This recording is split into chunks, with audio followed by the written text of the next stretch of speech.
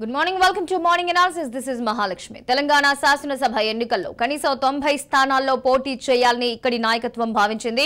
రాజమండ్రి జైలుకెళ్లి మరి తెలంగాణ టీడీపీ అధినేత అధ్యక్షుడు జ్ఞానేశ్వర్ని కలిశారు. మరి తెలంగాణలో పార్టీ భవిష్యత్ కార్యాచరణ గురించి చర్చించారనే టీడీపీ వర్గాలు తెలిపాయి. కొన్ని రోజులకే తెలంగాణ టీడీపీ అధ్యక్షుడు జ్ఞానేశ్వర్ అనూహ్యంగా పార్టీకి రాజీనామా కూడా ప్రకటించడం జరిగింది. మరి తెలంగాణలో పోటీకి దూరంగా ఉండాలని టీడీపీ భావించడంతో కాసాని ప్రత్యామ్నాయ మార్గాలు వెతుక్కునే పనిలో పడ్డారంటూ సమాచారం. 2023 తెలంగాణ శాసనసభ ఎన్నికల్లో పోటీ చేయడానికి టీడీపీ అధినాయకత్వం ఎలాంటి నిర్ణయం తీసుకుంటుందో మరి చూడాలి. రైట్, వాళ్ళ మార్నింగ్ అనాలిసిస్ లో మనతో పాటు పార్టిసిపేట్ చేస్తున్నారు సునీతారెడ్డి గారు బీజేపీ నుంచి, అదేవిధంగా డాక్టర్ దూదిమెట్ల బాలరాజ్ యాదవ్ గారు బీఆర్ఎస్ నుంచి, లింగం యాదవ్ గారు కాంగ్రెస్ నుంచి, దుర్గాప్రసాద్ గారు టీడీపీ నుంచి. గుడ్ మార్నింగ్ అండి, వెల్కమ్ టు మార్నింగ్ అనాలిసిస్ అందరికీ. రైట్, దుర్గాప్రసాద్ గారితో స్టార్ట్ చేద్దాం. దుర్గాప్రసాద్ గారు, అధినాయకుడు బయటికి రాగానే కొంచెం కొత్త జోష్ లో ఉన్నట్టుగా టీడీపీ నేతలందరూ కనిపిస్తూ ఉన్నారు. కానీ జైల్లో ఉండగానే ఒకసారి జ్ఞానేశ్వర్ గారు కలిసి తెలంగాణ ఎలక్షన్స్ కి సంబంధించి సజెషన్ అడిగితే వెనక్కి తగ్గినట్టుగా తెలుస్తోంది. ఎందుకు మీరు ఇక్కడ పోటీ నుంచి తప్పుకుంటున్నారు? గెస్ట్లందరికీ నమస్కారం అండి. లక్ష్మి గారు, మీకు వ్యూవర్స్ కూడా. ఈరోజు తెలుగుదేశం పార్టీ తెలంగాణలో ఏం జరిగిందనేది మీడియాకి ప్లస్ మిగతా రాజకీయ పార్టీలకు అందరికీ తెలుసు. నిన్నటి దాకా ఉన్న జ్ఞానేశ్వర్ రాజీనామా చేసి భారత రాష్ట్ర సమితిలో చేరడానికి ప్లాన్ చేసుకున్నారు. స్వార్థ రాజకీయాల కోసం వారు ఏదో ఒక నెపం వేసి మా మీద బయటకు వెళ్తున్నారు. వాస్తవంగా మేము పోటీ చేయకపోవడానికి కారణం తను కూడా. ఎందుకంటే చంద్రబాబు నాయుడు గారికి తెలంగాణలో 100% పోటీ చేయాలనే వారి ఉద్దేశం ఉన్నది. ఉండబట్టే ఒక 2 నెలల క్రితం ఒకటి ఎన్నికల కమిటీని కాన్స్టిట్యూట్ చేసినారు. సీనియర్ నాయకులు, పోలిట్ బ్యూరో సభ్యులు, సెంట్రల్ కమిటీ వాళ్ళతో కలిపి, అధ్యక్షుడితో కలిపి 7 సభ్యులతోటి ఒక ఎన్నికల కమిటీని చేశారు. ఎన్నికలు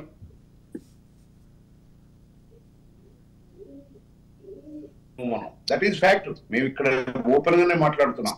ఎక్కడైతే ఈ నియోజకవర్గాలు అయితే బలంగా ఉన్నామో ఒక 20, 25, 15 ఎన్నో సెలెక్ట్ చేయండి. మనకు మినిమం ఓట్ బ్యాంక్ ఎక్కడ ఉంది అని చెప్పి చేస్తే ఆ మహానుభావుడు ఒక్కనాడు కూడా అధ్యక్ష స్థానం నుంచి ఆ మీటింగ్ కండక్ట్ చేయకపోగా ఊకే రోజు పేపర్ స్టేట్మెంట్లు 119 చేస్తామని. మేం కాదు, అందరూ ఆశాస్పదంగానే ఉంది. జర్నలిస్ట్ మిత్రులు అన్నారు, రాజకీయ పార్టీలు అన్నారు, 119 ఎట్లా చేస్తారు మీరు, మాకు కూడా తెలుసు అది. కానీ ఆయన నిన్న రాజీనామా చేసిన క్రమంలో మీడియాకు చెప్పిండు, కొన్ని ప్రాంతాల్లో కొన్ని గ్రామాల్లో కార్యకర్తలు లేరు, దిమ్మెలు లేవు, పార్టీ జెండా లేదు. నేను అడుగుతున్న జ్ఞానేశ్వర్ గారు, మీ రాజనీస్ తరఫున అలాంటి పరిస్థితి ఉన్నప్పుడు 119 పోటీ చేయటం వెనకాల ఆంతర్యం ఏంటి? ఎవరిని నష్టపెట్టడానికి, ఎవరిని బాగు చేయడానికి, ఎవరి దగ్గర ఏం ప్యాకేజ్ తీసుకున్నారు అర్థమైపోతూనే ఉంది క్లియర్ గా. 119 ఎట్లా చేస్తాం? గతంలో మేము మహాకూటమిలో ఉన్నప్పుడు 13 చేశాం. అంతకుముందు బీజేపీతో పొత్తులో ఉన్నప్పుడు 32, 34 చేశాం. ఆ రోజు 14 గెలిచాం. మహాకూటమిలో 2 గెలిచాం. అట్లా ఎవరైనా పొత్తుకొచ్చినప్పుడు కొన్ని, లేదా మేము స్వతంత్రంగా చేయాలంటే ఎక్కడ మాకు ఓట్ బ్యాంక్ ఉందో అవే చేయాలి కదా. ఓట్ బ్యాంక్ ఎస్ మాకు కొద్దో గొప్ప దక్షిణ తెలంగాణలో ఉంది, ఉత్తర తెలంగాణ మాకు నామినేషన్ పెద్దగా లేదు, ఆర్గనైజేషన్ ఉంది కానీ లేదు, ఓపెన్ గా మాట్లాడాలి లేదంటే. కానీ అట్లా కాకుండా ప్రతిసారి 119 చేయాలా? కన్స్ట్రక్ట్ అనేది కింద నుంచి బిల్డ్ చేసుకోవాలండి. పైన ఎమ్మెల్యేలు నిలబడితే కింద పార్టీ నిలబడదు. అట్లా మేము చెప్పాము. ఆయన ఏదో ఒక బీసీ నేతగా మాకు పార్టీ మంచిగా చేస్తాడని అనుకుంటే, బీసీల కన్నా కూడా ఆయన చేసింది సొంత కుటుంబ సభ్యులకు పదవులు ఇచ్చుకున్నాడు. మేము అన్ని కులాలను ఆదరించి అన్ని కులాలకు ఇవ్వాలని చంద్రబాబు నాయుడు గారు ఒక ఆర్డర్ కూడా వేశారు. అయినప్పటికీ ఆ కోణంలో మేము ఇచ్చే 25, 20 సీట్లలో అన్ని కులాలు వచ్చేటట్టు చూడమని చెప్తే వారు 119 సరే. ఎనీహౌ మేము పోటీ చేయాలనే లక్ష్యం చంద్రబాబు నాయుడు గారికి, మాకు అందరికి ఉంది. మేమేమో మఠం నడపట్ల, రాజకీయ పార్టీ ఇది, ఖచ్చితంగా పోటీలో ఉండాలి మేము. కానీ మేము చేసిన నిర్ణయం తర్వాత 2 నెలల తర్వాత చంద్రబాబు నాయుడు గారు జైలు పాలయ్యారు, తెలుసు అక్కడ.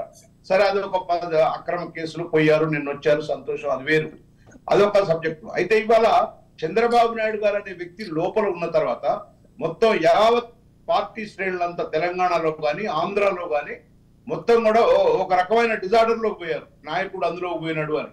ఇంకోటి ముఖ్యంగా మన తెలంగాణ ప్రాంతంలో రేపు 3వ తారీఖు నుంచి 10వ తారీఖు వరకు నామినేషన్స్. మేము ఏమి ఎక్సర్సైజ్ చేయకపోగా చంద్రబాబు నాయుడు లోపల ఉండి ఒక పక్కన ఇబ్బందులు పడతా ఉంటే ఇప్పుడు ఈ ఎలక్షన్ ఫేస్ చేయాలంటే చంద్రబాబు నాయుడు గారే దానికి బి ఫారాలు ఇవ్వాలన్నా ఏ ఫారాలు ఇవ్వాలన్నా మెటీరియల్ సమకూర్చాలన్నా ఒంటి మీద నడిపించేటువంటి చంద్రబాబు నాయుడు గారు ఒక చేత్తో నడిపించేటువంటి చంద్రబాబు నాయుడు గారు ఇవాళ జైలు పాలైతే మేము ఎలక్షన్ లో ప్రజలకు సేవ చేయాలి. ఒక విపత్కరమైన పరిస్థితి వచ్చింది, చేయలేకపోతున్నాం. అందుకనే చంద్రబాబు నాయుడు గారు దీనికి మేము సరిగ్గా ప్రిపేర్ కాలేదు, ప్రిపేర్ కాకుండా క్యాండిడేట్లను పెడితే ఇంకా ఇబ్బందులు జరుగుతాయని చెప్పి పార్టీ ఒక డిసిషన్ తీసుకుంది. పార్టీ డిసిషన్ కట్టుబడి ఉంటాం. గత ఎన్నికల్లో మేము మహాకూటమి తోటి అసెంబ్లీలో పోటీ చేశాం, కానీ పార్లమెంట్ లో అన్కండిషనల్ సపోర్ట్ చేశాం కాంగ్రెస్ కి. కానీ ఇవాళ ఉన్న పరిస్థితుల్లో అసెంబ్లీలో పోటీ చేయలేకపోతున్నాం. రేపు రాబోయే రోజుల్లో పార్లమెంట్ కి చేస్తాం, ఖచ్చితంగా పార్లమెంట్ కి చేస్తాం. మా ఉనికి ఏందో కూడా చాటుకుంటాం. రేపు పార్టీ ఇంతవరకు ఏ డిసిషన్ తీసుకోలేదండి. ఏ పార్టీకి సపోర్ట్ చేయాలా, ఏ వర్గాలకు సపోర్ట్ చేయాలా, దేనికి చేయాలా తెలంగాణ ప్రాంతంలో అనేది పార్టీ డిసిషన్ ఇంతవరకు జరగల. కానీ కొన్ని పత్రికల్లో కొంతమంది మా పోయిన మహానుభావుడు వీళ్ళంతా కూడా ఏదో సృష్టించి ఏదో చెప్తున్నారు. ఇది రాంగ్ అది. కానీ తెలుగుదేశం పార్టీ ఎప్పుడు ఇండైరెక్ట్ చేయాల్సిన అవసరం లేదు. బాజాప్తగా మేము భారతీయ జనతా పార్టీతో కలిసి మిత్రపక్షంగా పోటీ చేశాం. మహాకూటమిలో కాంగ్రెస్ తో అన్ని పక్షాలకు మహాకూటమి కలిపి పోటీ చేశాం. ఏదంటే తెలుగుదేశం పార్టీ సాక్షిగా చెప్తాం, మేము పలానోళ్లతో పోటీ చేయబోతున్నాం, పలానోళ్లకు మద్దతు ఇస్తాం ఖచ్చితంగా. మేము దుబాక ఎన్నిక జరిగింది, మేము ఎవరికి మద్దతు ఇలా మీ ఆత్మ ప్రబోధం ప్రకారం మీరు ఓటేసుకోండి అని చెప్పాం. మునుగోడు ఉంది, మేము ఎక్కడ సపోర్ట్ చేయాలి ఉప ఎన్నికలో. మేము తెలుగుదేశం పార్టీ ఎప్పుడైనా ఒక డిసిషన్ తీసుకుంటది. ఈ దొంగ రాజకీయాలు, నాటకాలు, కుప్పట్లో రాజకీయాలు పెట్టి ఈ రకమైనటువంటి ఇప్పుడు చూస్తున్నాం మన రాష్ట్రంలో జరుగుతున్న రాజకీయాలు. సామాన్య ప్రజల్లో ఇప్పటికీ భారత రాష్ట్ర సమితి బీజేపీ రెండు ఒక్కటే అనే నినాదం ఉందండి. ఇవాళ 100% ఉంది, ప్రజల్లో ఉంది. అందుకని ఇవాళ కాంగ్రెస్ కాయత్తుగా జనం బీజేపీలో వాళ్ళు కూడా వెళ్ళిపోతున్నారు. కాబట్టి ఇవన్నీ దొంగ రాజకీయాలు చేసేవాళ్ళు మాట్లాడతారు. ఇవాళ ఈటల రాజేంద్ర గారు నిన్న స్టేట్మెంట్ ఇచ్చాడు, మేము కాంగ్రెస్ పార్టీ కూడా మేము చెప్పామా, చంద్రబాబు నాయుడు గారు చెప్పారా, పార్టీ ఎందుకు ఇలాంటి మాటలు మాట్లాడతారు? ఇలాంటి మాట వల్ల తెలుగుదేశం శ్రేణులను, చంద్రబాబు గారి అభిమానుల్ని ఎక్కడైతే చంద్రబాబు గారు అభివృద్ధి చేసి నిన్ననే చూశారు. చంద్రబాబు నాయుడు తెలుగుదేశం పార్టీ మేము పిలుపు కూడా ఇవ్వలేదండి. చంద్రబాబు నాయుడు గారు జైలు నుంచి వచ్చారు, బేగంపేట వస్తున్నారు, ఇంటికి పోతారు.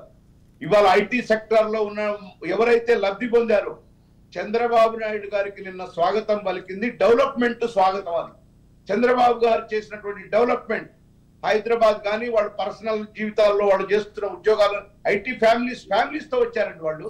మేము ఎవరం పార్టీకి ఆర్గనైజ్ చేయాలి. That is the leadership. Leader కి కావాల్సింది అదేనండి. ఇవాళ పదవులు ఉంటాయి పోతాయి. ఆయన ప్రతిపక్ష నేతగా చేసిండు, ముఖ్యమంత్రిగా చేసిండు. కానీ ఇవాళ ఆయనకు అమితమైన ఆనందం ఏంటంటే ఇవాళ ప్రజలంతా నెమరు వేసుకున్నారు. మాకేందంటే ఒక సంతోషం, చంద్రబాబు నాయుడు గారు జైల్లో 52 రోజులు ఉండటం వల్ల ఈ రాష్ట్రంలో, ఉమ్మడి రాష్ట్రంలో ఏం అభివృద్ధి చేశారనేది ప్రపంచానికి మొత్తానికి తెలిసిందండి. మొన్న ఐటీ వాళ్ళు అక్కడ గచ్చిబౌలిలో పెట్టడం కానీ, లేకపోతే ఇప్పుడు వస్తున్న ఈ తరానికి తెలియదు. జనరల్ గా మేము పార్టీ పెట్టి ఎప్పుడో 40 ఏళ్ళు అయింది. ముఖ్యమంత్రిగా చంద్రబాబు నాయుడు గారు ఉమ్మడి రాష్ట్రానికి చేసి కూడా 15-20 ఏళ్ళు అవుతుంది. ఎన్టీ రామారావు గారు చేసినప్పుడు కొంతమంది పిల్లలు పుట్టనే లేదు. కాబట్టి ఇవన్నీ కూడా ఇవాళ బయటకు వచ్చినాయి. అందుకని తెలుగుదేశం ప్రాధాన్యత ఏందనేది అది నిన్న ఆహ్వానం ద్వారా చంద్రబాబు నాయుడు గారికి పలికిన స్వాగతం ద్వారా వెలుగుచ్చారు. రైట్ దుర్గా ప్రసాద్ గారు, రైట్ అండి. మనం సునీత గారితో మాట్లాడే ప్రయత్నం చేద్దాం. చంద్రబాబు నాయుడు గారు ఒక డైరెక్షన్ ఉంటది, ఆ డైరెక్షన్ ప్రకారం మేము అనౌన్స్ చేస్తాం, ఇగో మా పరిస్థితి ఇట్లా మేము పోతున్నామని. అంతేగాని దొంగ చాటుమాట రాజకీయాలు చేయాల్సిన అవసరం మాకు లేదండి. రైట్ దుర్గా ప్రసాద్ గారు. సునీత గారు చెప్పండి, ప్రతి ఒక్కరు కూడా పోటాపోటీగా ప్రచారంలో దూసుకుపోతున్నారు, కానీ బీజేపీ నుంచి అలాంటి ఆర్భాటం ఏమీ మాకు కనిపించట్లేదు. అంటే ప్రతిపక్షాలు మీ మీద నింద వేసినట్టుగా బీఆర్ఎస్ ఆల్రెడీ దూసుకుపోతోంది కాబట్టి దానికి మద్దతు ఇచ్చేలాగా మీరు సైలెంట్ అయ్యారా? ఏమనుకోవాలి మేడం? ప్యానెల్లో ఉన్న సోదరులందరికీ, రాజ్ న్యూస్ ప్రేక్షకులందరికీ గుడ్ మార్నింగ్. మీరు ఈ ఆరోపణ ఉపసంహరించుకోవాల్సి ఉంటుంది. ఎందుకు అంటే మేము ప్రచారము వాళ్ళు ఈరోజు స్టార్ట్ చేసిండు మేడం. మేము సంవత్సరం నుంచి మేము మా ప్రజల కోసం, ప్రజల మధ్యలో, ప్రజల ఇష్యూస్ మీద పోరాటం చేస్తూ మేము ప్రచార కార్యక్రమాలలో విరివిగా తిరుగుతున్నాం. మేము బూత్ సశక్తీకరణ కార్యక్రమాలతో స్టార్ట్ చేసిన కార్యక్రమాలు ఇప్పటి వరకు కొనసాగుతున్నాయి. మాకు ప్రధానమంత్రి గారు 2 సార్లు వచ్చిపోయినారు, అమిత్ షా గారు 3 సార్లు వచ్చిపోయినారు, నడ్డా గారు 2 సార్లు వచ్చిపోయినారు, స్మృతి ఇరానీ గారు వచ్చిపోయినారు, రాజ్నాథ్ సింగ్ గారు వచ్చిపోయినారు. డైలీ సెంట్రల్ మినిస్టర్లు ఎవరో ఒకరు వస్తూ ఎక్కడో ఒక చోట మినిస్టర్లు కార్యక్రమాలలో ఉన్నారు, అభ్యర్థులు వాళ్ళ కార్యక్రమాలలో వాళ్ళు ఉన్నారు, నియోజకవర్గాలలో పక్క మనకు మా ఏదైతే రాష్ట్రాలు ఉన్నాయో ఆ రాష్ట్రాలలో నుంచి ఎమ్మెల్యేలు కూడా ప్రతి ఒక్కరు ఒక్కొక్క నియోజకవర్గంకి వచ్చి ఈ పార్టీ ప్రచార కార్యక్రమంలో విరివిగా తిరుగుతున్నారు. ఇది సోషల్ మీడియా దుష్ప్రచారం అనే అనుకోనియండి, టీవీ ఛానల్లో దుష్ప్రచారమే అనుకోనియండి. ఇప్పుడు నేను అనేది ఏంటంటే మీరు ఈ రోజు ఎత్తుకున్నారు, ఈ గల్లం ఎత్తుకొని ఈ రోజు ప్రచారానికి పోతున్నారు ఈ మిగతా పార్టీలంతా. కానీ మేము ప్రజలలో ఒక టీచర్స్ ట్రాన్స్ఫర్ అప్పుడు ఎంతమంది సూసైడ్ చేసుకున్నారు, ఏదైతే టీఎస్పిఎస్సి కార్యక్రమాలు ఏదైతే మన పరీక్షలలో పేపర్ లీకేజీల విషయం కానివ్వండి, ప్రతి ఒక్క దానికి మేము పోరాటం చేసి రోడ్ల మీద పిల్లల కోసము, నిరుద్యోగుల కోసము, మహిళల కోసము, 2 బెడ్రూమ్ హౌజుల కోసము ప్రతిరోజు మేము ఉద్యమంలో ఉన్నాము, ఉద్యమ కార్యక్రమాలు చేస్తున్నాము. ప్రజలకు ఏదైతే వాగ్దానాలు చేసిండ్రో బీఆర్ఎస్ వాళ్ళు చెప్పండి ఆ కార్యక్రమాలన్నీ ఎక్కడైతే మీరు ప్రజలకు మేనిఫెస్టోలో పెట్టి ఇవ్వకుండా పోయినరో వాటి మీద మేము ఉద్యమాలు చేస్తూ ప్రజల మధ్యలోనే ఉన్నాము. కొత్తగా ఈ రోజు వచ్చి ప్రచారం మొదలు పెట్టింది వీళ్ళు, ఇది ఇస్తాం అది ఇస్తామని ఉమ్మడి మేనిఫెస్టో వాళ్ళు పెట్టుకొని రిలీజ్ చేసుకుంటున్నారు. నువ్వు ఇది ఇస్తా అంటే నేను ఇది ఇస్తా అని కలిపి కూర్చొని రాసుకొని ప్రకటించుకున్నట్టుగా మీకు కనపడుతూనే ఉంది మేడం. మీరు ఈ విధంగా మాట్లాడడం అయితే కరెక్ట్ కాదు అని నేను అంటున్నాను. రైట్ సునీత గారు. లింగం యాదవ్ గారు వినిపిస్తోందండి? రైట్. బీఆర్ఎస్ ప్రచారంలో దూసుకుపోతూ ఉంది. నిన్న చేసిన ఒక కేసీఆర్ గారు అంటగా 1956 విషయాన్ని ఒకటి తీసుకొచ్చారు. ఆంధ్రాని ఇక్కడ తెలంగాణ విషయంలో మిళితం చేసే విధిలో ఆనాడు కాంగ్రెస్ చేసిన తప్పిదం వల్లే ఇదయింది, రాష్ట్రానికి నష్టం చేకూరింది అనే విషయంపై మీ స్పందన ఏంటి? గుడ్ మార్నింగ్ అండి. ముందుగా రాజ్ న్యూస్ ప్రేక్షకులకు, మరి అదే విధంగా చర్చలో పాల్గొంటున్న కో ప్యానలిస్ట్ అందరు కూడా నమస్కారం. మీరు అన్నట్టు ఇవాళ తెలంగాణలో కేసీఆర్ కు బీఆర్ఎస్ ప్రభుత్వానికి ప్రజల మద్దతు లేదండి. ఇవాళ ఆ రోజు తల్లి సోనియా గాంధీ గారు తెలంగాణ ఇచ్చినందుకు ఈ 9.5 ఏళ్లుగా ఈ తెలంగాణ ప్రజలు మోసపోయి గోసపడుతున్నారు.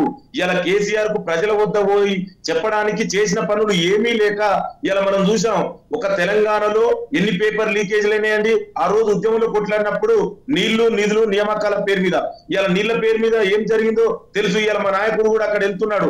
మేడిగడ్డ బ్యారేజ్ లీక్ మొదటి నుంచి కూడా అదే చెప్తున్నాం. కాంగ్రెస్ పార్టీ పక్కంగా ఏందని అది మొత్తం కూడా కరప్షన్ కుప్పగా మారింది అని ఇవాళ అది ప్రూవ్ అయింది. మరి అదే విధంగా నిధులు ఎవరికి వచ్చినో ఇవాళ కేసీఆర్ కుటుంబ ఆస్తులు ఆ రోజులెన్ని, ఈ రోజులు వాళ్ళకు ఉన్నటువంటి ఆస్తులెన్ని. సో అదే విధంగా ఇవాళ నియామకాలకు ఒక తెలంగాణలోనే ఒక గ్రూప్ 1 ఎగ్జామ్ 2 సార్లు పేపర్ లీకేజ్ అయిందండి. మొత్తం తెలంగాణలో 14 పేపర్ లీకేజ్లు అయినాయి. అసలు చరిత్రలో ఎక్కడ ఉందా అండి ఇది? అంటే వీళ్ళు అసమర్థత, వీళ్ళ చేతగాని తలం వల్ల ఇవాళ ప్రజలకు ఇలా హామీలు ఏదైనా ఇచ్చిండాన్ని, హామీలు ఇచ్చిన హామీలు ఒక్కటైనా అమలు చేసిన అండి.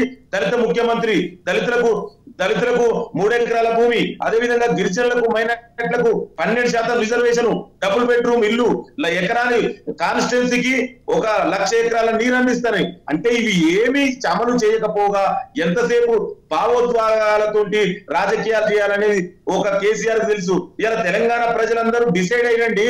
మొన్న మేము ఇచ్చినటువంటి 6 గ్యారంటీలతోటి ఇలా తెలంగాణలోని సబ్బండ వర్గాలు కాంగ్రెస్ వైపు చూస్తున్నారు. ఆ కాంగ్రెస్ వైపు ఎట్లయినా కాంగ్రెస్ పార్టీని అడ్డుకోవాలని కుట్రలో భాగంగానే ఇలా బీజేపీ బీఆర్ఎస్ కలిసి ఆడుతున్న నాటకాలు. అసలు తెలంగాణలో బీజేపీ ఎక్కడ ఉందండి? దాని గురించి చర్చ కూడా వేస్తూ. సో ఎందుకంటే బీజేపీ బీఆర్ఎస్ 2 ఒకటే అని బండి సంజయ్ తీసింది ఎవరు, ఇలా కిషన్ రెడ్డి ఎవరు పెడితే అధ్యక్షుడైంది, ఇవన్నీ తెలుసు. సో నేను మళ్ళా బీజేపీ గురించి ప్రత్యేకంగా ఓదలుచుకోలేదు. ఇక చెప్పవలసింది ఏంటంటే బీఆర్ఎస్ ఈ కేసీఆర్ గారు ఈ రోజు వరకు కనీసం తెలంగాణకు ఆయన ఎంతసేపు ఫామ్ హౌస్ లో ఉంచుకొని ఇక్కడ ప్రజాస్వామ్యం లేదు, స్వేచ్ఛ లేదు, నియంతృత్వ పాలన తప్ప ఇక్కడ ఎక్కడ కూడా అభివృద్ధి, సంక్షేమం పైన, సామాజిక న్యాయం పైన ఈ బీఆర్ఎస్ పార్టీకి కేసీఆర్ కు ఎక్కడ కూడా కనీసం అవగాహన కానీ నమ్మకం కానీ లేదు. ఇలా ప్రజాస్వామ్యం ఉందా అండి? అసలు సెక్రటరీకి ఎవరైనా పోతారా అండి? ఈ మంత్రులు, సీఎంలు అంటే ఎక్కడ ఉన్నామండి మనం? అవేమి చెప్పకుండా నువ్వు 9.5 ఏళ్లుగా ఏమి చేసినావు చెప్పకుండా ఇవాళ ఏదో వచ్చి మాట్లాడి భావోద్వేగాలు సృష్టించాలనుకుంటే ఇలా తెలివైన చైతన్యవంతమైనటువంటి తెలంగాణ సమాజం ఇట్లాంటి మళ్ళా కేసీఆర్ ని నమ్మరు. ఎందుకంటే గతంలో 2 సార్లు నమ్మి మోసపోయి గోసపోయేరు. సో మళ్ళా రిపీట్ చేయరు. డెఫినెట్ కూడా వచ్చేది కాంగ్రెస్ పార్టీ ద్వారా మాత్రమే ఇలా సంపన్న వర్గాలకు కూడా న్యాయం జరుగుతుంది. ఇలా మీరు చూడండి, ఎక్కడైనా పోతే కేసీఆర్ సభలకు జనాలు రావట్లేదండి. సో ఇలా కాంగ్రెస్ పార్టీ మేము మీటింగ్ పెడితే మీరు వచ్చి చూడండి, ఇలా ప్రజలందరూ కూడా కాంగ్రెస్ పార్టీ నమ్ముతున్నారు. ఇలా మీరు ఎక్కడ సర్వేలు చూసినా కూడా జాతీయ స్థాయిలో ఉన్న ప్రతి సర్వే కూడా ఇలా కాంగ్రెస్ పార్టీ అధికారంలోకి వస్తుంది. అంటే క్రిస్టల్ క్లియర్ గా తెలంగాణ ప్రజలు డిసైడ్ అయ్యారు, రాబోయేది కాంగ్రెస్ పార్టీ మాత్రమే అని. రైట్ బాలరాజ్ గారు.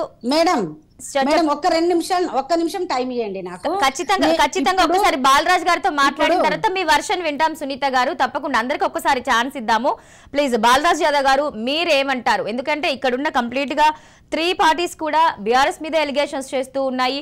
కొన్ని సర్వేలు అంటే మీరు చెప్పినంత వరకు ఏవైతే హామీలు ఇచ్చామో 95.9% మేము చేశాం అని మీరు లెక్కలతో సహా చెప్తున్నారు. కానీ ఎక్కడ అమలయ్యాయి అనేది క్వశ్చన్ మార్క్. మిగిలిన పార్టీలన్నీ కూడా మీరే సమాధానం చెప్తారు?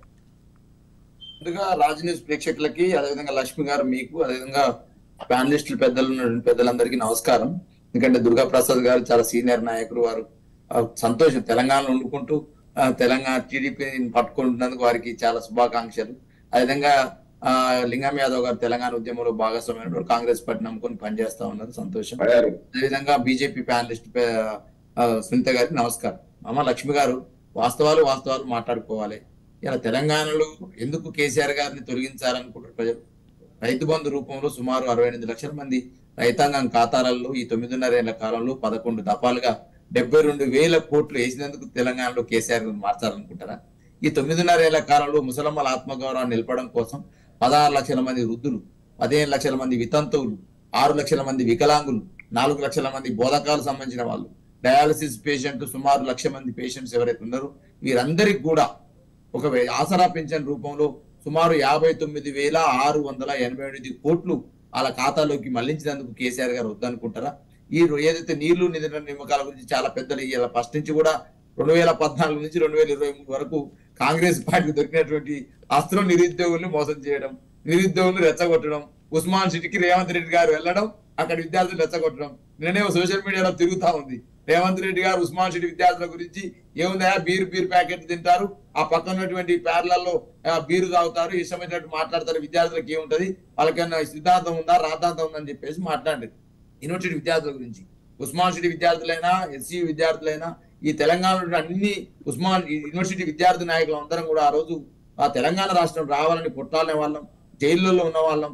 1 కాదు 2 కాదు 152 కేసులు నా పైన ఉన్న సందర్భం. లింగం గారు కూడా తెలంగాణ ఉద్యమంలో వారు పాదయాత్ర చేసినారు, సంతోషం. వారు కాంగ్రెస్ పార్టీ ఉన్నారు, వారు వాయిస్ చెప్తారు. కానీ తెలంగాణ రాష్ట్రం వచ్చిన తర్వాతకి 2014 పూర్వం ఎట్లా ఉండే, 2014 తర్వాత ఎట్లా ఉంది అనే దాన్ని అలా కంపేర్ చేసుకుంటున్నారు ప్రజలు. ఇలా ఆంధ్రాలో చూస్తే పరిస్థితి ఎట్లా ఉంది, తెలంగాణలో చూస్తే పరిస్థితి ఎట్లా ఉంది. తెలంగాణ రాష్ట్రం రాకముందు ఏమన్నారు, ఆంధ్ర నుంచి విడిపోతే తెలంగాణ ఆగమైపోతుంది, పారిశ్రమలు రావు, అదేవిధంగా ఉద్యోగాలు రావు, పెట్టుబడులు రావు, రియల్ ఎస్టేట్ భూమి తగ్గుతుంది, మొత్తం కూడా తెలంగాణ అంధకారం నొక్కిపోద్ది అన్నారు. మేడం అందరూ విన్నాం, మీరు జర్నలిస్ట్ గా మీరు విన్నారు, ప్యానలిస్టుల పెద్దలు కూడా విన్నారు, వారందరూ కూడా తెలంగాణ ఉద్యమం ఎన్నుకుంటారు. కానీ అనేందంటే తెలంగాణ వచ్చిన తర్వాతకి అంధకారం పోతున్న తెలంగాణ 24 గంటల కరెంటుతో వెలుగు చెల్లించుతుందా లేదా ఆలోచన చేయాలి. ఇలా ఏదైతే ఐటీ రంగం కావచ్చు, రియల్ ఎస్టేట్ భూమి తగ్గుద్ది అన్నారు. రియల్ ఎస్టేట్ భూమి చూస్తే గతంలో తెలంగాణ పల్లెల్లో ఉన్నటువంటి భూముల ధరలేంది, ఈ రోజున్న భూముల ధరలేంది అనేది ఒకసారి కంపేర్ చేసుకోవాల్సిన అవసరం ఉంది. రెండోది, ఎందుకు భూముల ధరలు పెరిగినాయి అంటే కేసీఆర్ గారి నాయకత్వంలో ఏదైతే సుపరిపాలన కోసం జిల్లాల విభజన కావచ్చు, రెవెన్యూ డివిజన్ల విభజన కావచ్చు, మండలాల విభజన జరగవచ్చు. ఇవన్నీ జరగబట్టి ఏమైంది, నూతన కలెక్టరేట్లు, నూతన ఎస్పీ భవనాలు, టోటల్ గా న్యూ కన్స్ట్రక్షన్ ఏదైతే జరిగిందో, ఈ జిల్లాల విభజన జరిగిందో అప్పుడు తెలంగాణలో భూముల రేటు పెరిగిన వాస్తవాన్ని గుర్తు చేస్తా ఉన్నా. అదేవిధంగా పెట్టుబడులు రావని చెప్పేసి అన్నారు.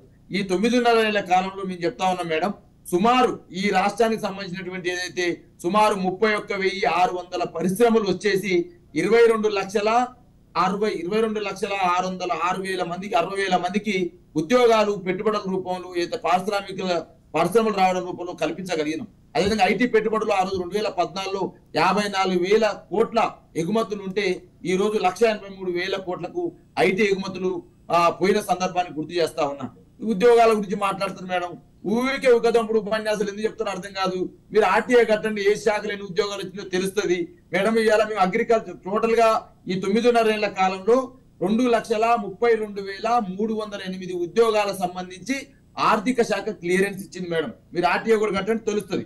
అదే 2,02,735 ఉద్యోగాలు నోటిఫికేషన్లు ఇచ్చిన మేడం. అదే విధంగా 1,60,000 సంబంధించినటువంటి ఉద్యోగాలని ఈ యొక్క 23 వరకు నింపినటువంటి ఉద్యోగాలు మేడం. ఏ శాఖలు ఎన్ని ఉద్యోగాలు ఉన్నాయో కానీ బాలరాజు గారు చెప్పిన లెక్కలన్నీ పేపర్లకే పరిమితం అనేది ప్రతిపక్షాల మాట.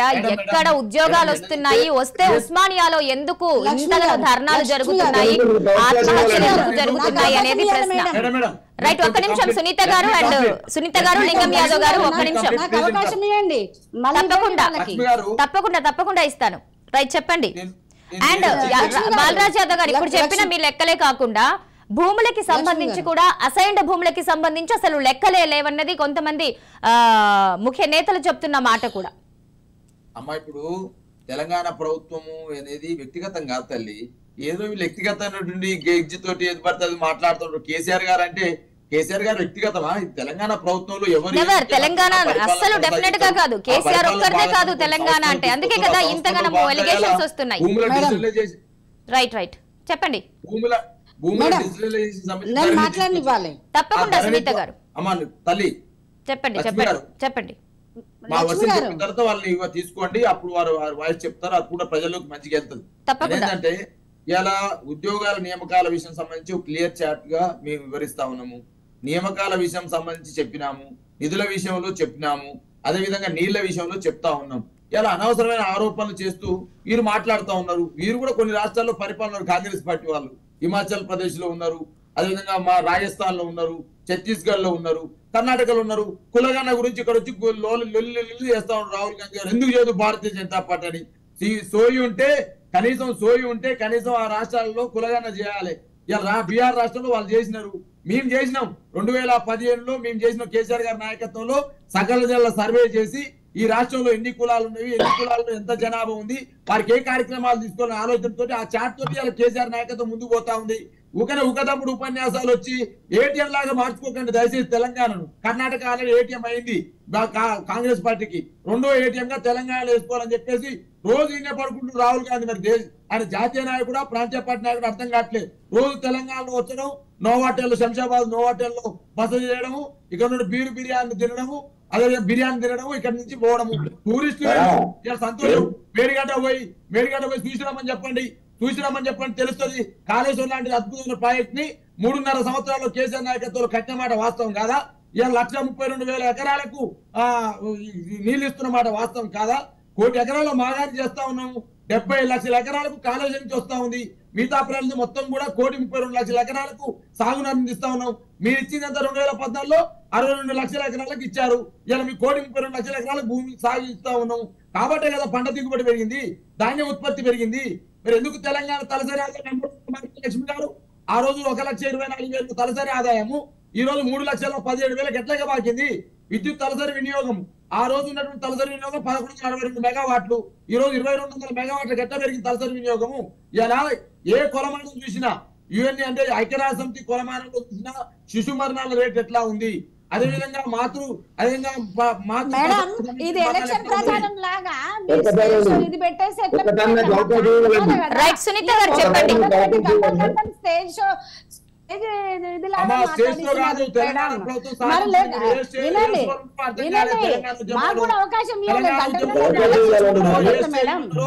ఎక్కడున్నారో మాకు తెలియదు. మా దుర్గాప్రసాద్ లాంటి తెలుగుదేశం ఉన్నా కూడా తెలంగాణ కోరుకున్నారు. మీరు ఎక్కడున్నారో తెలియదు, నాకు సంతోషం. మా లింగాయలు ఎందుకు మాట్లాడుతారు స్టేజ్ తో అని? తెలంగాణ కార్యక్రమాన్ని స్టేజ్ తో కనపడుతున్నాయా? అందుకనే మీకు షో లేకుండా ముక్కులేరు, మీకు మాట్లాడుతూ ఉన్నారు మీరు.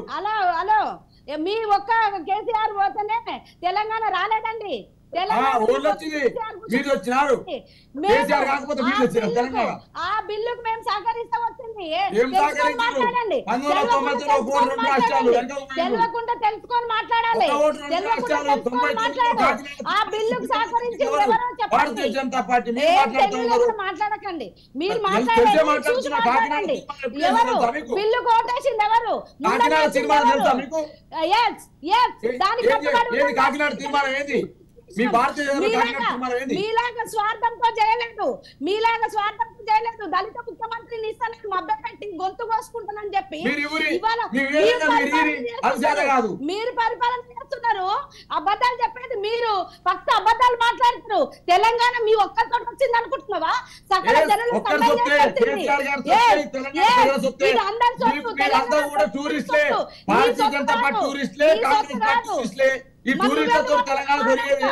హలో టూరిస్ట్ అని మాట్లాడుతున్నావు. నువ్వెందుకు పోతున్నావు మహారాష్ట్రకు?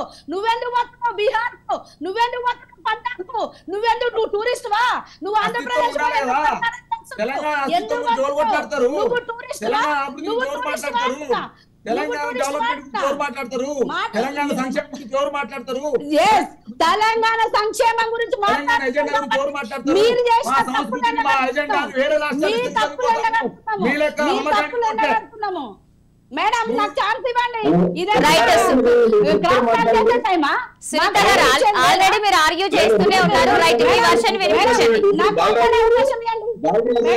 లింగం యాదవ్ గారు నేను మాట్లాడిస్తాను. తప్పకుండా తప్పకుండా. మీరెందుకు పక్క రాష్ట్రాలే పోతున్నారు? పక్క రాష్ట్రాలకు మా తెలంగాణ సంస్కృతి, మా తెలంగాణ సాంప్రదాయాన్ని, మా తెలంగాణ డెవలప్మెంట్ మోడల్ని, మా రోల్ మోడల్ చూపెట్టడం కోసం పోతా ఉన్నాం. మీ లెక్క ప్రభుత్వ సంఘ సంస్థలు అమ్మటానికి ఓట్లే, ఎల్ఐసి అమ్మితందుకో, బిఎస్ఎన్ఎల్ అమ్మితందుకో, బొగ్గు రైట్ బాలరాజ్ యాదవ్ గారు తెలంగాణ మోడల్ రైతు బంధు ఎట్లా బాలరాజ్ యాదవ్ గారు ఆసరా పింఛన్ ఎట్లా అమలు చేయాలి దేశంలో, కరెంట్ ఎట్లా రైతుకు దేశంలో ఆలోచనతో బాలరాజ్ గారు మీ వర్షన్ చెప్పారు కదా, ఒక్కసారి సునీత గారిని మాట్లాడినివ్వండి.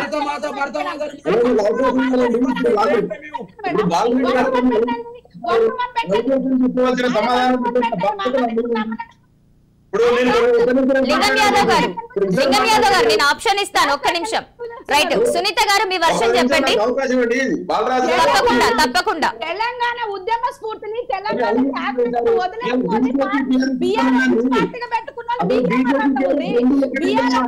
లింగం యాదవ్ గారు మీరు చెప్పండి. వదిలేసుకున్నారు. రెండోది మేడం నేను మాట్లాడుతాను అడుగుతున్నాను, నాకు అవకాశం ఇవ్వండి. వీళ్ళని తప్పకుండా లింగం యాదవ్ గారు ఒక 2 minutes ఉండండి. సునీత గారు మాట్లాడిన తర్వాత మీ వర్షన్ వినిపించండి, ఎందుకంటే ఎవరిది క్లారిటీగా వినపడదు.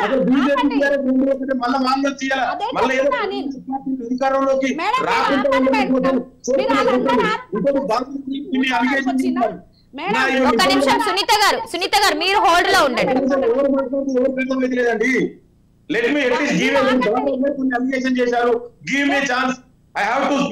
మీరు ఇట్లా అందరూ మాట్లాడితే ఒక్కరిగా చెప్పండి. అందరూ అన్నప్పుడు ఎవరి విషయమో పూర్తిగా క్లారిటీగా బయటికి రాదు. సునీత గారు నేను మీకు ఆప్షన్ ఇస్తాను. లింగం యాదవ్ గారు మీ వర్షన్ ఏంటో చెప్పండి. తప్పకుండా సునీత గారు డెఫినెట్ గా మీరు పాయింట్స్ రాసుకోండి. దేని మీద ఆన్సర్ చెప్దాం అనుకున్నారో చెప్పండి. చెప్పండి లింగం యాదవ్ గారు. కొన్ని అలిగేషన్ చేశారు. అన్నగారు తెలంగాణ ఉద్యమంలో పాల్గొన్నారు. మేమంతా కూడా కలిసి సునీత గారు నేను ఆప్షన్ ఇస్తాను మీకు, డెఫినెట్ గా మీకు ఆప్షన్ ఇస్తాను. లింగం యాదవ్ గారు మీరు చెప్పండి. చెప్పండి ప్లీజ్, నా వాయిస్ రావట్లేదు. క్రాస్ టాక్ చేయొద్దని చెప్పండి. ఇప్పుడు సునీత గారు తప్పకుండా. లింగం యాదవ్ గారు మాట్లాడాలా వద్దా? ఒక్క నిమిషం ఆగండి సునీత గారు. లింగం గారు ఒక్క నిమిషం చెప్పనివ్వండి, నేను మీకు ఆప్షన్ ఇస్తాను. రైట్, లింగం యాదవ్ గారు మీరు చెప్పండి. బాలరాజు గారు కొన్ని అలిగేషన్ చేశారు ఇలా కాంగ్రెస్ పార్టీ మీద. అదే విధంగా ఆయన ఉద్యమంలో మేమంతా కూడా కలిసి పనిచేసినాం. అదే ఉద్యమకారుడుగా నిజంగా ఆయనని చెప్పామనండి. ఇలా బాలరాజు అన్న గారే చెప్పదు. ఇలా విద్యార్థులు యువత ఎంతమంది ఆత్మహత్యలు చేసుకునండి ఈ ఉద్యోగాలు రాక. ఇలా నిన్నగాక మొన్న ప్రవళిక అనే అమ్మాయి ఇక్కడే హైదరాబాద్ లో అశోక్ నగర్ లో ఆత్మహత్య చేసుకుంది. మరి ఇవన్నీ కనబడతలేదు అన్నగారికి.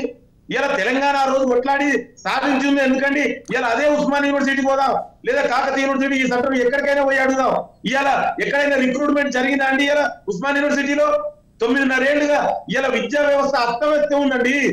ఇలా పిల్లలు విద్యార్థులు యువకులు ఇంటికి పోలేక చాలని బతుకుతోటి ఇక్కడ బతుకుతున్నారండి. హైదరాబాద్ లో ఉద్యోగాలు రాక ఇంటికి పోలేక మ్యారేజీలు చేసుకోలేక తల్లిదండ్రులకు ముఖం చూపించుకోలేక వీళ్ళంటి ఇలా మాట్లాడేది. సో నేను ఏమంటున్నా అంటే ఇలా మేము మొదటి నుంచి చెప్తున్నాం కాళేశ్వరం ప్రాజెక్టు మన నాయకులు పోతే అడ్డుకున్నారు కదా, మరి మీరు చెప్తున్నారు ఇలా స్వేచ్ఛ ప్రజాస్వామ్యం తెలంగాణ లేదని, అది ప్రూవ్ అవుతుంది. మీరు 9.5 ఏళ్లుగా ఎన్ని ఉద్యోగాలు ఇచ్చిరో ఒక గ్రూప్ నేను చెప్పేదాకా 2 సార్లు లీకేజ్ అయింది. మీరు దాని గురించి మాట్లాడండి. మీరు ఎంతసేపు మేము చేసినాం మీరు ఏం అభివృద్ధి చేశారు, ఎన్ని ఉద్యోగాలు ఇచ్చారు?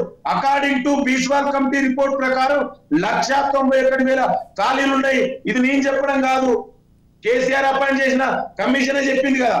మొన్ననే టీచర్ ఉద్యోగాలు కేసీఆర్ ప్రకటించిన 15,000 అంటే ఆ నోటిఫికేషన్ వచ్చింది 5,000 ఉద్యోగాలు లేవు డిఎస్సీలో. సో ఉద్యోగాల గురించి మాట్లాడి మీరు ఏం చెప్తారు? ఇంకొకటి రాహుల్ గాంధీ గురించి మాట్లాడతారు.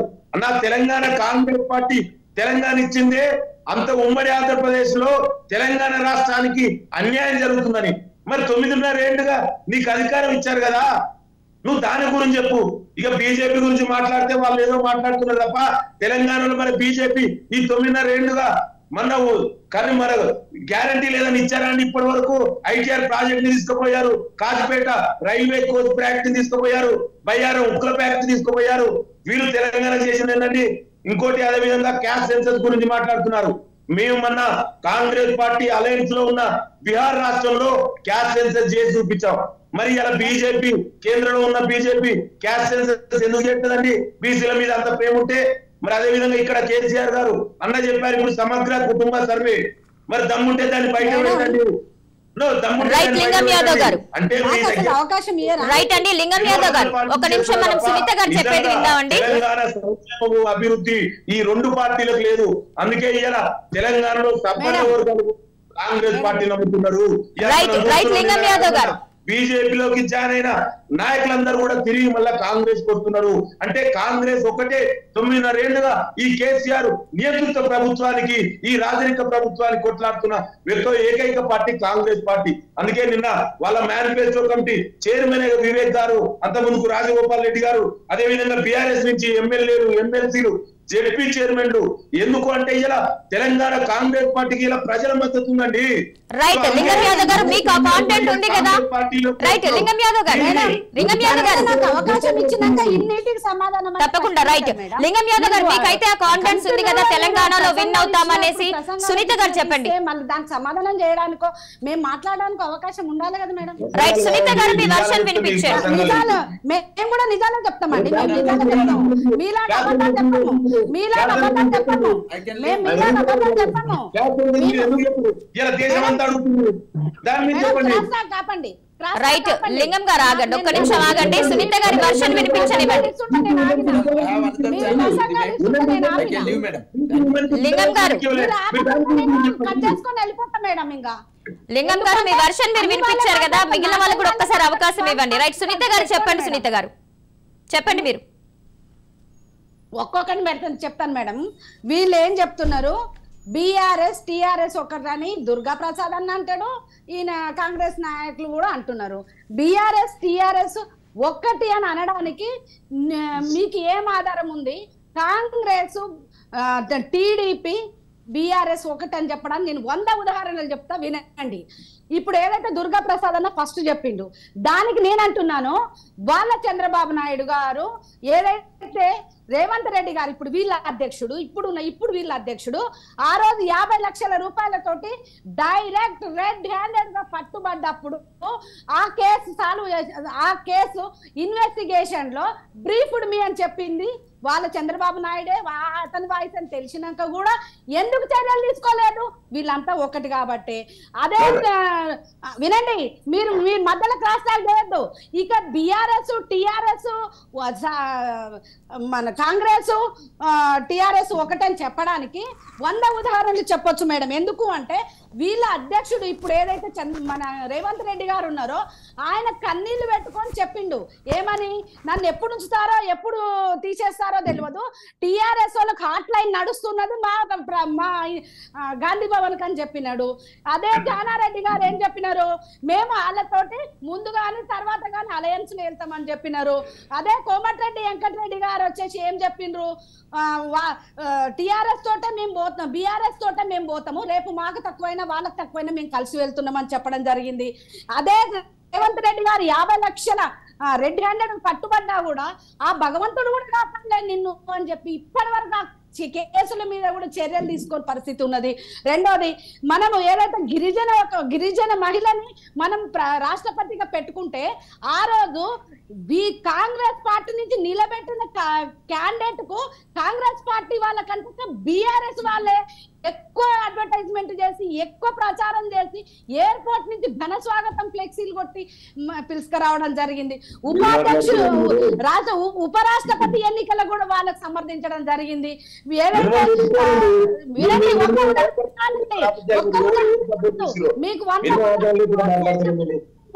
మీరు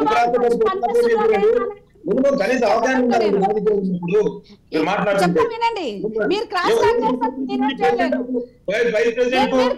మీరు క్రాస్ టాక్ చేయొద్దు, నేను చేయలేదు. మీరు ఖండించిరా బాలక సుమన్ గారు, అరే కాంగ్రెస్ వాళ్ళని ఏమనకంటే మన అందరికి తోలుకున్నాం మనం, అక్కడ టికెట్ తీసుకొని అక్కడ గెలిచిన మన దగ్గర వస్తారు అని చెప్పి ఆయన ప్రజావేదిక మీద కూర్చొని చెప్తే మీరు ఒక్కరు ఎందుకు ఖండించలేదు? మీరంతా కలిసి ఉమ్మడి మేనిఫెస్టో రెడీ చేసుకొని మీరు ఉమ్మడి మేనిఫెస్టోని నువ్వు పావులు ఇస్తా నేను రూపాయి ఇస్తా, నేను రూపాయి ఇస్తా నీ పావులు ఇస్తా అని ఇద్దరు సేమ్ ఆటి మీదనే పోతున్నారు అంటే మీరు దాన్ని పట్టుకొని అర్థం చేసుకోవాలి. ఎందుకు అంటే ఇద్దరు ఉమ్మడి జాబితా ఎక్కడ రెడీ అయింది అనేది. రైట్ సునీత గారు, ఈ రోజు వచ్చేసి వినండి మేడం, వినండి, రాహుల్ గాంధీ గారు ఈ రోజు చాలా గొప్పగా కక్కిస్తామని చెప్తున్నాడు. నేనేమంటున్నా, అదే వాళ్ళ రేవంత్ రెడ్డి గారు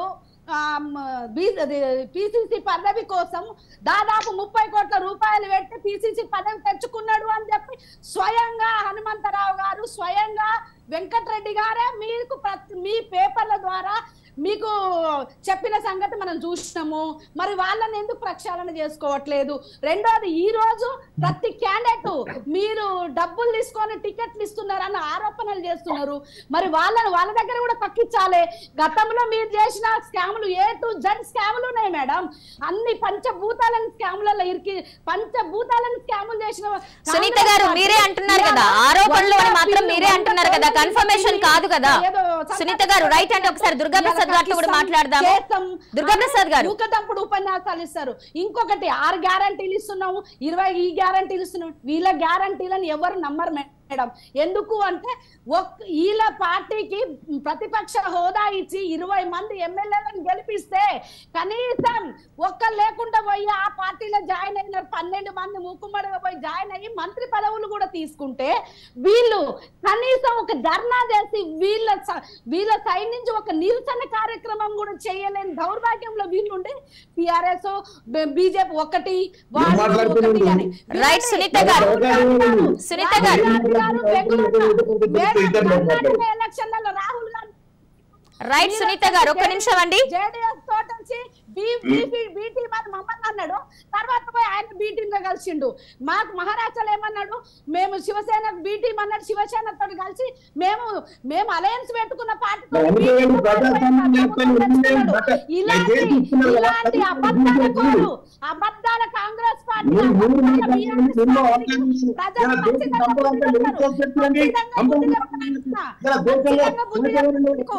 ప్రజాక్షేత్రంలో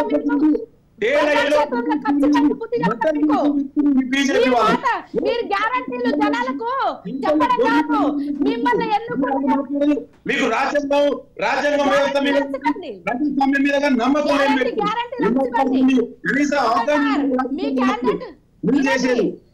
మీరు పార్టీ మారడానికి రాసివ్వండి. ఎన్నుకున్న ఎలక్షన్లను ముందు పార్టీ మారని చెప్పి రాసివ్వండి జనాలకి. అది మీ పార్టీలో మీకు గ్యారంటీ లేదు. కర్ణాటక ఎవరు చేసిరండి?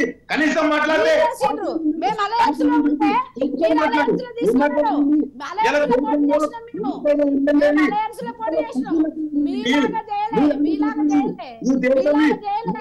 మీరందరూ బీ టీం అండి. రైట్ సునీత గారు, లింగం యాదవ్ గారు ఇక్కడ టీఆర్ఎస్ బీ టీం లో మారిపోయారు. మా దగ్గర టికెట్ రాకుండా నీ దగ్గర టికెట్ రాకుండా నా దగ్గర రమ్మని మీరు బీ టీము. దేశ వ్యాప్తంగా అన్ని రాష్ట్రాలు మీరు బీ టీం లో మారిపోయారు. ఇవాళ మీ పరిస్థితి అది. దేశవ్యాప్తంగా మీ పరిస్థితి అది అంటున్నా. దేశవ్యాప్తంగా మీ పరిస్థితి అది అంటున్నా. కాంగ్రెస్ పార్టీ ఏడుంది దేశవ్యాప్తంగా? ఇవాళ 40% కమిషన్లతోటి మీకు కర్ణాటకలో తీసుకుంటారని చెప్పి మరి రాహుల్ గాంధీ ఆడిపోయి కక్కించలేదు. రైట్ సునీత గారు,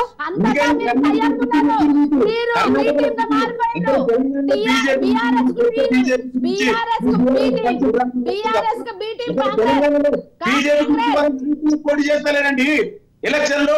వాళ్ళ నాయకులకే దమ్ము లేదు, వాళ్ళకే భరోసా లేదు. ఇంకా బీజేపీ గురించి తెలంగాణ ఎందుకండి?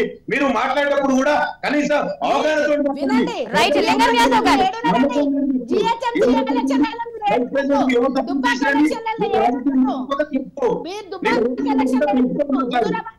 ఎవరు సపోర్ట్ చేసిందండి?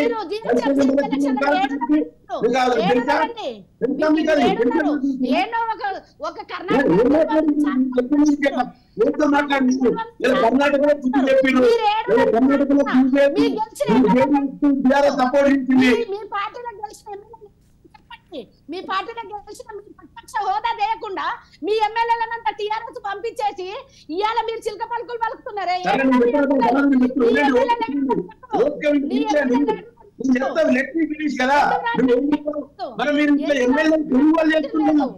బీజేపీ టీఆర్ఎస్ రెండు ఒకటే. వాళ్ళకి తెలిసిందల్లా ఎలక్ట్ అయిన ఎమ్మెల్యే కొనుగోలు చేయడమే. మొన్న మీ బిఎస్ సంతోష్ గారు ఏమన్నారండి? ఎట్లయినా నేను గవర్నమెంట్ ఫామ్ చేస్తామని. అంటే దాని అర్థమైంది అంటే గెలుస్తామని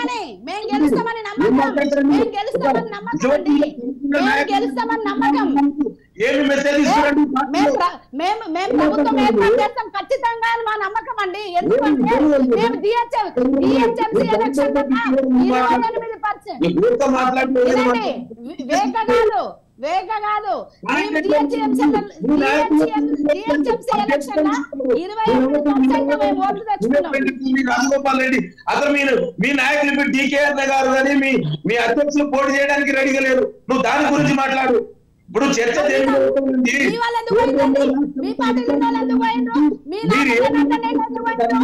మీ లక్ష్మయ్య గారు ఎందుకు పోయిండు? మీ పార్టీ అధ్యక్షులుగా పోటీ చేసిన మీ లక్ష్మయ్య గారు ఎందుకు పోయిండు? నిన్నటి వరకు ఉన్న నాగ జనార్దన్ రెడ్డి గారు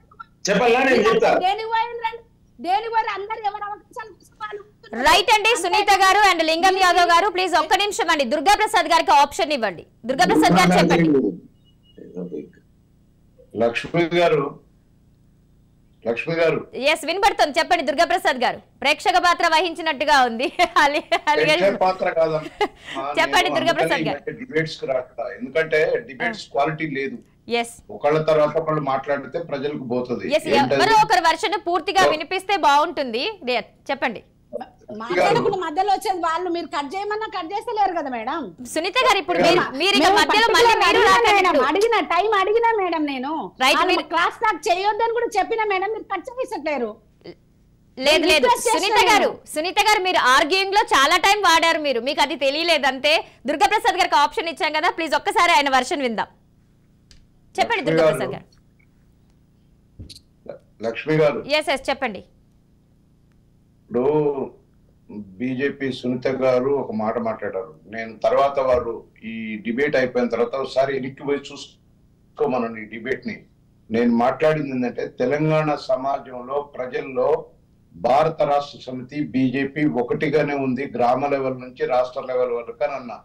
తెలుగుదేశం పార్టీగా దుర్గా ప్రసాద్ గా నా అభిప్రాయం చెప్పలే. మేము ప్రజల్లో ఆ నానుడి ఉంది అని చెప్పిన దీంట్లో చాలా మీనింగ్ ఉంది. వారు అర్థం చేసుకోవాలా. ఏదో తెలుగుదేశం పార్టీగా నేను ఏదో క్లెయిమ్ చేసినట్టు మాట్లాడుతున్నారు, కానీ ప్రజల్లో ఈ భావన తెలంగాణలో ఉంది అనేది రెండోది. ఒకటి. ఇంకోటి టిఆర్ఎస్ పార్టీ ఈ రాష్ట్రంలో టిఆర్ఎస్ పార్టీ అంటే బిఆర్ఎస్ గా మారిన పార్టీకి ఓటు అడిగే హక్కే లేదండి. ఎందుకంటే వారే చెప్పారు, తెలంగాణ రాష్ట్ర సమితిని సంతృప్తిగా పూర్తిగా మేము బ్రహ్మాండంగా అభివృద్ధి చేస్తాం, భారత రాష్ట్ర సమితి పెట్టాం, దేశంలో ఉన్న అన్ని రాష్ట్రాలని మిగతా 29 రాష్ట్రాలను తెలంగాణ రాష్ట్రంగా తయారు చేయడానికి మేము దేశంలో ఉద్ధరిస్తానికి పోతున్నాం అని చెప్పారు. సంతోషం. ఒక తెలుగువాడు జాతీయ స్థాయిలో పార్టీ పెట్టి ప్రధానమంత్రి అయి మంచిగా ఉద్ధరిస్తే బాగానే ఉంటది. నేను అడుగుతున్న తెలంగాణ సమాజాన్ని పూర్తి చేశామన్నాక మీకు ఇంకే రైట్ ఉంది ఇక్కడ ఓటు అడిగే హక్కు? ఇవన్నీ వద్దండి. మీ స్కీములు అన్ని చెప్తున్నారు. జరిగింది తెలంగాణ వచ్చిన తర్వాత డెవలప్మెంట్ యాక్టివిటీస్ అంటే మనకి ఆర్థికంగా గ్రోత్ రేట్ ఉంది, సర్ప్లస్ బడ్జెట్ ఇచ్చిపోయారు, మనకి డెఫినెట్ గా డెవలప్మెంట్ యాక్టివిటీ ఉంటది. కానీ మీరు చేసిందేంటి? ప్రజల్ని మోసం చేశారు. 18లో ఎలక్షన్ లో మీరు ప్రధానమైనటువంటి 2 అంశాలు ఇచ్చారు. నిరుద్యోగ వృత్తి 3,116 ఇస్తామని, రెండోది రైతులకి ఫార్మర్స్ కి 24 లక్షల టన్నుల యూరియా ఉచితంగా ఇస్తాను, బ్రహ్మాండంగా ఆనందమైనటువంటి విషయం చెప్తున్నానని చెప్పారు. ఇవి 2 ఎందుకు అమలు చేయలేదని అడుగుతున్నా. ఇవాళ ఉద్యోగాల విషయంలో సోదరుడు బాలరాజు పాపం ఉద్యమంలో పనిచేశాడు, ఆనెస్ట్ గా. టిఆర్ఎస్ పార్టీ కాబట్టి వారి తరఫున మాట్లాడాలి కాబట్టి మాట్లాడుతున్నాడు. తెలుసు ఉద్యోగాలు ఎన్ని ఇచ్చారో కూడా తెలుసు, అన్ని నోటిఫికేషన్లు. నేను అడుగుతున్న ఫైనాన్స్ క్లియరెన్స్ 2,23,000కి ఫైనాన్స్ సెటిల్మెంట్ అయింది, కానీ notifications what is the meaning? 10 సంవత్సరాలండి మీరు ఇవాళ పరిపాలనలో ఉంది. 10 సంవత్సరాల నుంచి మీరు అన్న ఉద్యోగాలు ఇవ్వలేకపోయినారు కదా. యువత ఏమైతుంది? నేను బాలరాజు గారిని ముఖ్యంగా అడుగుతున్నా. వారు ఉస్మానియా యూనివర్సిటీలో నిరుద్యోగుల కోసం ఈ రాష్ట్రంలో ఉద్యోగాల కోసం ధర్నా చేసిన వాళ్ళు ప్రభుత్వంలో ఉన్నారు. మీరు నిలదీయాలండి వాళ్ళని. ఖచ్చితంగా ఈ మా ఉద్యోగాలు మాకు ఇచ్చి తీరాలి. 10 ఏళ్ల కాలం సరిపోలేదు మీకు ఉద్యోగాలు. నోటిఫికేషన్ ఎప్పుడు ఇచ్చారు తెలుసు. వారు ఆత్మపరిశీలన చేసుకోవాలి. చదువుకున్న విద్యార్థుల్లాగా, విద్యార్థి నాయకుల్లాగా వాళ్ళు ఉద్యమాలు చేసి బయటకు వచ్చిన వాళ్ళు, వాళ్ళ మీద ఎక్కువ బాధ్యత ఉంది. టీఎస్పీఎస్సీ ఎన్నిసార్లు అండి, ఎన్నిసార్లు ఎగ్జామ్స్ ఎట్లా కండక్ట్ చేస్తారండి? What is this? కాబట్టి మొత్తం అంటే తెలంగాణ ప్రభుత్వం ఏదైతే బేసికల్ గా నీతులు నియామకాలు ఏదైతే ఉద్యోగాలు అవి ఉన్నాయో అవన్నీ పక్కకు పెట్టేసి కేవలం సంక్షేమ పథకాలు ఇవ్వద్దని మేము అంటలా. ఈ రాష్ట్రంలో ఈ దేశంలో సంక్షేమ పథకాలు ఆద్యం పోసింది తెలుగుదేశం పార్టీ. పేదవాళ్ళకి సంక్షేమం ఇవ్వాలన్నదే తెలుగుదేశం. గతంలో ఫస్ట్ ఎన్టీ రామారావు గారు, తర్వాత చంద్రబాబు నాయుడు గారు. ఇవాళ ఈ రాష్ట్రంలో బీదలకి ఆనాడు జనతా వస్త్రాల కాడి నుంచి కిలో రూపాయి బియ్యం కాడి నుంచి పేదవాళ్ళని సంక్షేమ పథకాల ద్వారా ముందుకు తీసుకొచ్చిందే తెలుగుదేశం పార్టీ. కానీ ఇక్కడ 2 ఉన్నాయి. ఆర్థిక అభివృద్ధి మెరుగైన తర్వాతనే తీసుకెళ్లి సంక్షేమ పథకాలు ఇవ్వాలి. కానీ ఇవాళ ఏంది? ఇవాళ అప్రమయమైందండి. ఇవాళ అప్పు తెచ్చారు. మీరు అప్పు తెస్తే ఏం చేశారు? ప్రతిసారి చెప్తున్నారు రాష్ట్రం బాగా ఉంది కాబట్టి, గ్రోత్ అయింది కాబట్టి అప్పులు ఇస్తారు. ఇస్తే ఏంటి? ఇవాళ కాళేశ్వరం ప్రాజెక్టు కట్టారు, మేడిగడ్డ దగ్గర కుంగిపోయింది. ఏం చెప్తారు దీనికి ఆన్సర్? క్వాలిటీ లేక బాంబులు పెట్టారని చెప్తున్నారు. బాంబులు పెడితే పైకి లేస్తుందండి. ఇవాళ నాణ్యత లేకుండా ఇన్ని కోట్ల రూపాయలు పెట్టి అది కట్టిన దాని మీద సెంట్రల్ విజిలెన్స్ వచ్చింది. ఏది వాళ్ళ రిపోర్ట్? అందుకనే తెలంగాణ సమాజంలో అనేకమైన అపోహలు ఉన్నాయి. రెండోది ఏంటంటే ఇవాళ దేశంలో ఉన్న పరిస్థితులు మొత్తం కేసీఆర్ గారు చెప్తున్నారు.